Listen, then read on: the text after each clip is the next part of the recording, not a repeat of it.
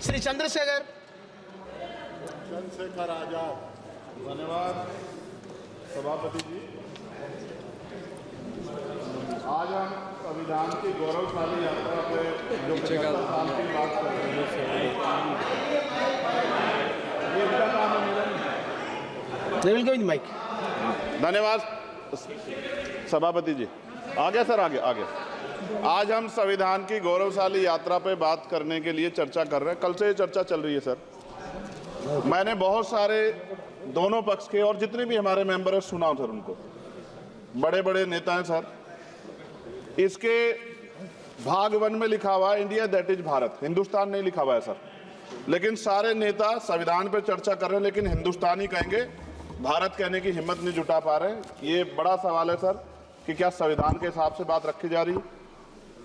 मैं धन्यवाद दूंगा फूले साहू बाबा साहब अम्बेडकर को और मेरे नेता मान्यवर साहब श्री काशीराम को।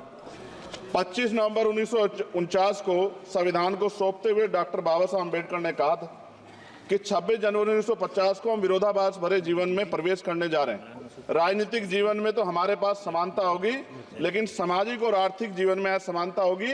क्या ये चुनौती आज 75 साल बाद दूर हुई है? भारत ने 26 जनवरी 1950 को संविधान लागू होने के साथ खुद को एक संप्रभु लोकतांत्रिक और गणतांत्रिक राज्य होने का ऐलान किया।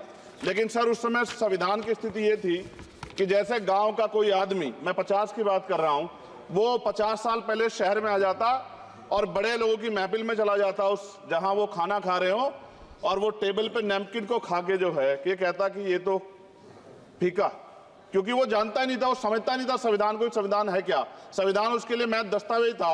ये जिम्मेदारी थी राजनीतिक दलों पे कि वो संविधान को व्यवहार में लेके आते। और इसके इतने सारे आर्टिकल हैं, अगर इनको व्यवहार में लाया जाता तो मुझे लगता कि आज देश बहुत बदल गया होता। बाबा साहब ने कहा था कि लोकतंत्र भारतीय भूमि का केवल ऊपरी पोशाक है।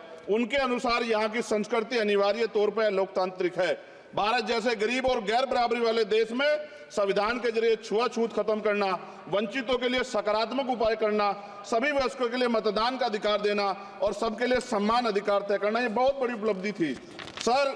ये संविधान है कि आप वहां बैठे हैं और मैं यहाँ खड़ा होकर अपनी बात रख रहा हूं, और इस देश में आदिवासी महिला के तौर पे जो है राष्ट्रपति बनी है, और प्राइम मिनिस्टर तो नहीं बना, लेकिन शेड्यूल कास्ट के बड़े नेताओं को भी जो है राष्ट्रपति बनने का मौका मिला। इस संविधान की देन, अगर वोट हम पे नहीं होता तो शायद अमीर और जो राजा महाराजा खुद को मानते हैं हमारी गलियों तक नहीं आ पाते, हमारे हाल नहीं जान पाते। आजादी का मतलब सर सिर्फ अधिकार पाना भर नहीं है, इसके लिए हमारे संविधान में सरकार और नागरिकों के अधिकारों के साथ साथ उनके कर्तव्यों का विस्तार से उल्लेख किया गया है। बाबा साहब ने संविधान सभा में दिए गए भाषण में कहा था कि स्वतंत्रता आनंद का विषय है, पर अब हमें अपनी जिम्मेदारियों पर भी ध्यान देना होगा। संविधान ने सुनिश्चित किया कि रानी के पेट से राजा जन्म नहीं लेगा, वोट से नेता तैयार होगा। आर्थिक बराबरी के लिए सरकार क्या कर रही है? गरीब और गरीब हो रहा है और अमीर हो रहा है।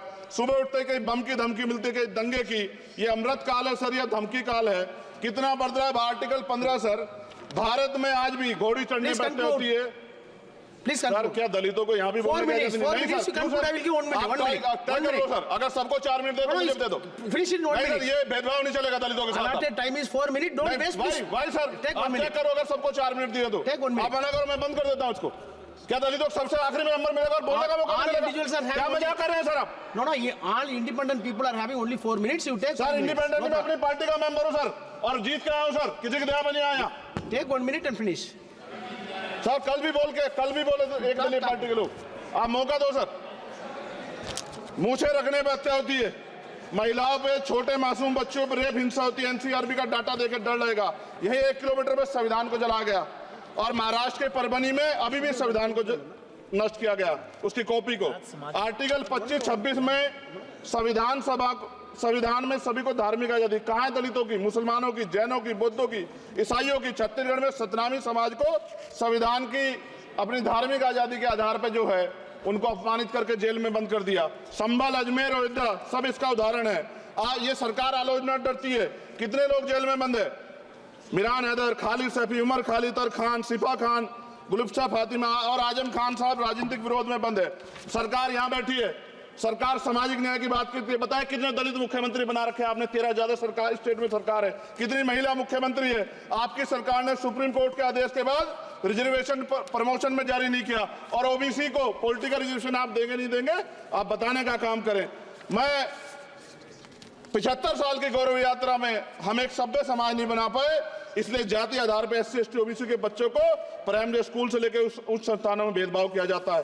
सरकार निरंकुश हो गई, कोई बुलडोजर से कार्रवाई करता है। कल मंत्री जी ने कहा हमने राष्ट्रीय पिछड़ा वर्ग आयोग बनाया, 69 शिक्षक भर्ती में उसकी सिफारिशों को नहीं माना। EWS के जरिए आपने संविधान पे आरक्षण के प्रावधान पे हमला किया। 1 मिनट में खत्म कर रहा हूं sir.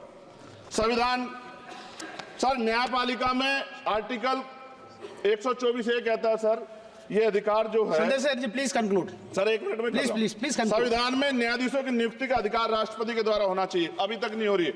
All India judicial service commission कब बनेगा? क्या चंद परिवार ही सर जज बन सकते हैं?